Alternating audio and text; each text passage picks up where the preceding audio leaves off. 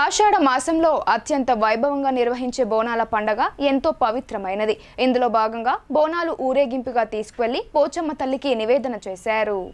నగరంలోని వినాయక్ నగర్లో గల లిటిల్ స్కాలర్స్ హై స్కూల్లో బోనాల పండుగ అంగరంగ వైభవంగా నిర్వహించారు.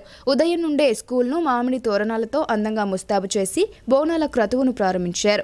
పాడి పంటలు చల్లగా ఉండాలని, విద్యార్థులకు మంచి చదువును అందించాలని పూర్తిగా వేడుకుంటూ బోనాల కార్యక్రమాన్ని ప్రారంభించారు. విద్యార్థులు పోతరాజుల ఆటలతో బ్యాండ్ చప్పుళ్ల మధ్య నృత్యాలు చేస్తూ ప్రధాన వీధుల వెంట పండగ వాతావరణాన్ని నెలకొల్పారు.